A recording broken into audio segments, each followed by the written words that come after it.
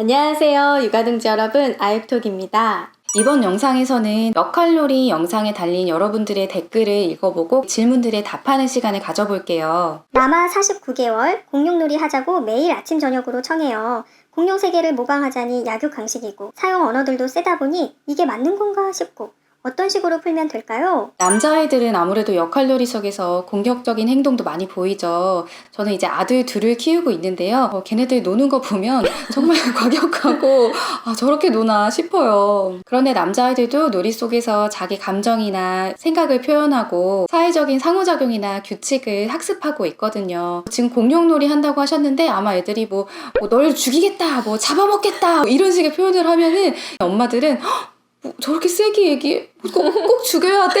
이렇게 반응하실 수 있어요. 근데 놀이 속에서 하는 거니까 그 정도 표현을 수용하고 넘어가 주셔도 괜찮아요. 그런데 만약 이런 놀이가 다른 사람에게 위협이 되거나 문제를 일으킬 수 있는 정도의 수준이라면 적절한 규칙을 가르쳐주는 건 필요하죠. 예를 들어서 잡아먹겠다 하면서 진짜 물려고 한다거나 아니면 진짜 핥히려고 한다거나 이럴 때는 우리는 놀이하면서는 그런 신용만 하는 거야, 아유가. 이렇게 하는 척만 하는 거야, 이런 식으로 적정한 선을 좀 알려주시는 거예요. 아이들이 이렇게 다소 공격적인 놀이를 하는 것도 정서적으로 잘 발달하는데 꼭 필요한 과정이거든요. 아이들이 놀이를 통해서 이런 걸 경험하다 보면 실질적으로 우리 친구들 관계에 있어서도 어느 선까지는 내 행동이 수용이 되고 어느 선 이상으로는 가면 상대방을 불편할 수도 있고, 이런 것들을 지시적으로 학습하지 않아도 몸으로 체득할 수 있는 것들이에요.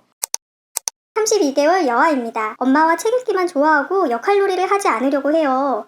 역할놀이를 하려고 해도 장난감만 흐트러 놓고 집중하지 않거나 굉장히 짧게 끝납니다. 말을 잘하는데 예상에 빗나가는 상황에서는 말을 잘 못합니다.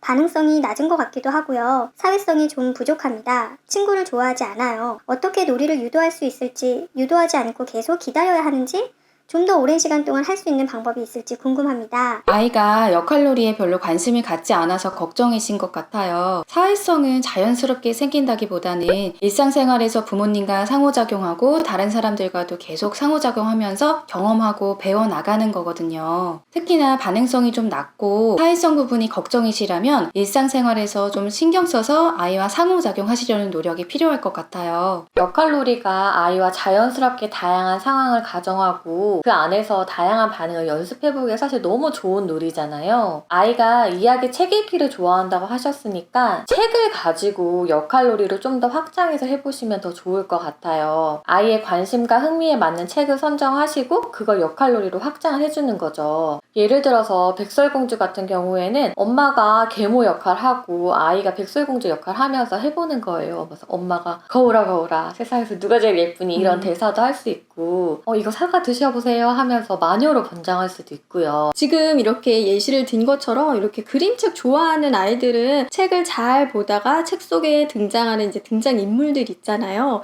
요 등장인물들을 놀이 속에 데려와서 같이 역할놀이를 하면 친숙하게 또 놀이를 진행할 수 있거든요. 그리고 저 같은 경우에는 저희 아이 한 4, 5살 때 신데렐라에 푹 빠져서 신데렐라 이야기를 많이 봤고 그거를 이제 놀이 속에서 재현을 또 많이 여러 번 했는데 어느 날은 너무 이 똑같은 그 장면이 펼쳐지고 똑같은 반응이 있고 이게 제가 너무 지루한 거예요. 그래서 아이가 신데렐라 계모랑 이제 언니 역할을 하고 제가 신데렐라 역할을 하는데 아이가 이제 원래 루틴대로 신데렐라 빨리 가서 청소하고 빨래나 해 막 이렇게 하는데 제가 어느 날은 싫어요.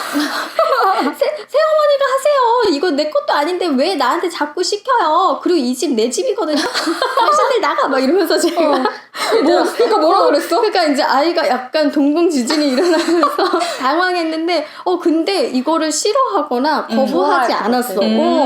거부하지 않고 나중에는 또 그거에 맞춰서 스토리가 일어나기도 하고 이런 식으로 좀 스토리가 좀 변형되는 재미가 있는 거예요. 육아동지님께서 아이가 반응이 좀 낮은 것 같다 이렇게 이야기를 하시니까 이렇게 역할놀이를 하다 보면은 늘 루틴대로 반응을 하는 게 아니라 거기서 살짝 변형을 줘보고 뭐 살짝 변형을 주면 아이도 이럴 때는 이렇게 할 수도 있고 또 저렇게 할 수도 있구나 이런 걸 또 배울 수가 있거든요. 그쵸. 놀이를 통해서 아이가 다양한 상황에 대한 대처법을 배울 수도 있어요. 뭐 예를 들어서 아까 신데렐라가 갑자기 청소는 새엄마가 하세요! 막 그렇게 했다면은 아이가 그 상황에는 아마 벙찔 수 있거든요. 벙쪄서 아무 말도 못한다면 아이한테 이야기를 하는 거예요. 그럼 새엄마가 그냥 한다 그럴까? 아니면은 그래도 네가 하라 그럴까? 뭐 이렇게 선택지를 주실 수도 있는 거죠. 놀이 속에서 이렇게 다양한 상황에 대한 반응을 연습해 보는 게 사회성의 연습 기회가 될 수 있어요. 마지막으로 주의하실 점은 아이가 역할놀이에 너무 흥미가 없는데 이걸 또 사회성을 길러주는 역할놀이 이렇게 초점을 맞추셔가지고 수업처럼 또 너무 가르치는 거에 초점을 맞추시면 안 된다는 겁니다. 그러면 아이가 더 흥미를 잃고 도망갈 수 있거든요. 아이의 관심과 흥미에 맞게 적절하게 아이 주도적으로 이루어질 수 있도록 주의를 해주세요.